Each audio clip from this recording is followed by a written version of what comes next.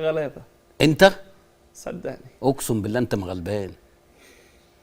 احنا كنا هنبدأ بحاجة تانية، انت اتدخلت في حاجة كانت هتعدي عليا اللي هي المداخلة، لان اتقال فيها 3 4 نقط لا في منتهى الخطورة والراجل عنده حق. يعني انت مثلا موضوع امام عاشور، هو كابتن شريف قال انه ما يقدرش يلعب 30 دقيقة وان هو عنده إصابة، عنده مزق. حد يقدر يقول غير واحد في النادي الاهلي زي كابتن شريف هو اللي حاسس بيه؟ يعني احنا لو قلنا الكلام ده اقول لك ده بيصفي حسابات. صح؟ طيب انا والله العظيم ما عندي المعلومه اذا كان مصاب ولا مش مصاب، بس انا بقول ايه، ان اللي يقول حاجه زي كده يبقى راجل في المطبخ. ما هو في المطبخ كابتن. ايوه راجل في المطبخ، فبيقول حاجه يعني هو حاسسها ولامسها وشايفها. فدي حاجه بكره ممكن يتعمل عليه حمله عشان الحته دي. تاني حاجه، لا هي الحمله بدات بس مش مهم. لا والله عادي يعني كبر دماغك. ماشي. لا واحنا مالناش. لا يعني انا بكلمك عادي. هو اصل بيبقى في استوديو تحليلي للبريمو من بعض الاشخاص، فخليهم ياكلوا عيش مش فارقه. كمل.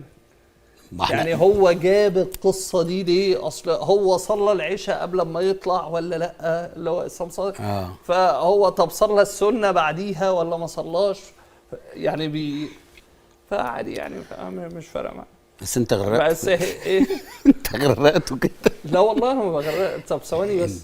هو انا بسال اسئله عاديه خالص. ايوه طبعا. لا هو اللي قال مش انت.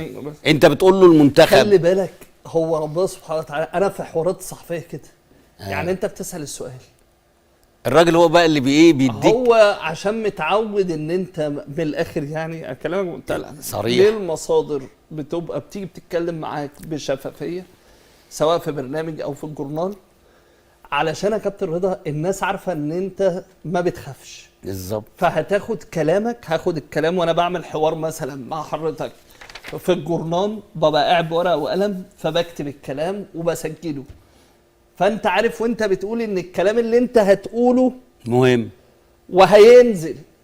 مش هاجي انا اعمل حسابات بيني وبين، ما انا ممكن اخد الكلام بتاع حضرتك. ما هو ده السر اللي الناس مش قادره تستوعبه. فاهمني؟ ان انا اخد الكلام مع حضرتك، انا بعمل حوار وما فيش حد شايفني، فاهمني حضرتك، ومسجل الحوار، فاجي احسبها. هو قال على مثلا خلينا نتكلم في محمد عواد، قال عليه انه حارس مثلا كويس او مش كويس. طب هو محمد عواد هيجي يزعل مني؟ طب ما بلاش اقول. فاهمني؟ في ناس بتحسبها كده. فهو المصدر بقى عارف عنك تاريخك، انك انت مش فارق معاك، فبيجي بيطلع عارف ان هنا في البرنامج في مساحه راي. والسبب والفضل لحضرتك يا عم الله يبارك لك، الله يبارك وللكابتن محمد فاروق الله يبارك لك. فاهمني حضرتك؟ انا بعرف الكلام ده اللي انت بتقوله. فبقول لحضرتك هو الكابتن شريف طالع عارف ان المساحه دي هيتم، لان في النهايه بنتكلم في الكوره ما بنتكلمش في حاجه. ما دي المشكله ان في ناس تانية بتحور الكلام بتاعنا. يعني في حد باعت لي حاجه لاعلامي في قناه كبيره قوي وقناه يعني محترمه ومرموقه، طالع يقول لك ان انا بجيب في الاعراض.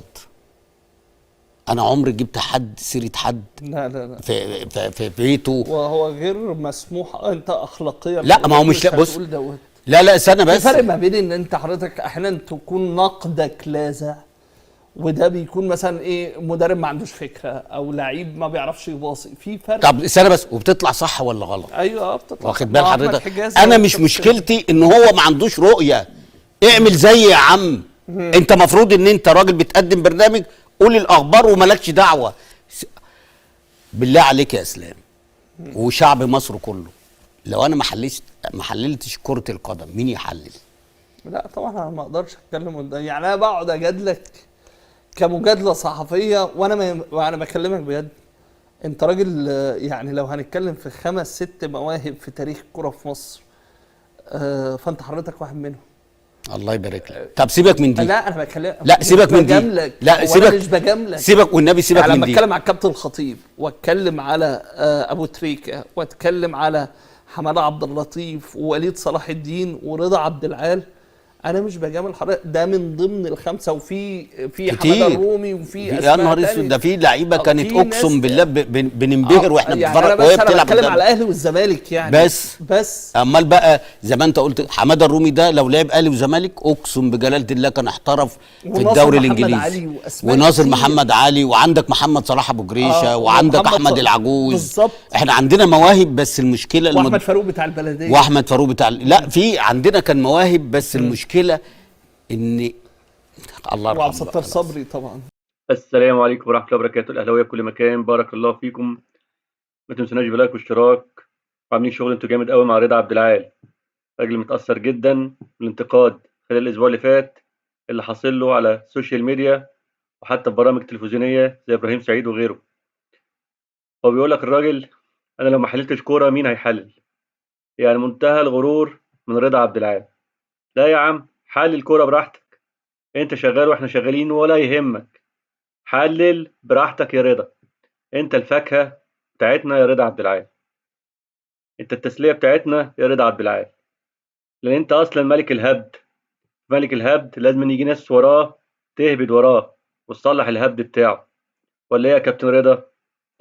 اهبد براحتك زي ما انت عايز، قول براحتك زي ما انت عايز، حلل يا محلل، بس قول لنا لما اعمل التحليل بتاعك فينه عشان نروح نحلل عنده احنا كمان.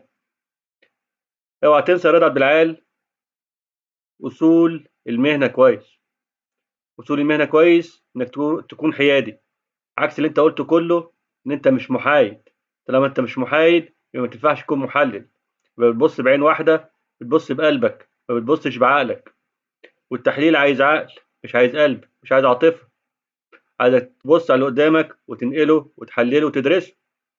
لكن اللي انت بتعمله غير كده خالص. انت بتحكم بالهوى او بالمصلحه. الهوى يعني اللي انت بتحبه، لكن المصلحه اللي انت عايزه حسب اللي زقك على الاهلي. حاسب غرضك من تحليلك ضد النادي الاهلي. فاحنا بنقول لك الاهلي كان وسيزال وسيظل خط احمر لامثال رضا عبد العال اللي بيهاجموا النادي الاهلي بدون وجه حق. سواء الاهلي لعب حلو سواء الاهلي لعب وحش، دائما وابدا الاهلي غلطان، كولر غلطان، اللعيبه غلطان. فعشان كده رضا عبد العال كل جماهير النادي الاهلي ما بتحبكش. مسحت تاريخك كله اللي عند النادي الاهلي، والبطولات كلها اللي عملتها مع النادي الاهلي كلها اتمسحت تقريبا من عند كل الاهلاويه. جيلي كان بيحبك وانت في الزمالك، وكان بيحبك وانت في النادي الاهلي. على فكره انا حبيتك ده قبل ما تيجي النادي الاهلي، كنت اتمنى اشوفك في النادي الاهلي. لكن حاليا كارهين سيرتك يا عم. لكن على فكره مش معنى كده ان احنا عايزينك تختفي من الاعلام، ده بالعكس، ده انت لقطه وزبون لقطه. انت حلو لكل المحللين، حلو لكل المتابعين، انت ملك الترند. انت اسمك نفسه بقى ترند يا رضا عبد العال. خد بالك من دي كويس يا بتاع الترند. كنت اهلاوي اصيل، كنت من عشاق الرياضه المصريه. ما تنساناش بلاك واشتراك، والسلام عليكم ورحمه الله وبركاته.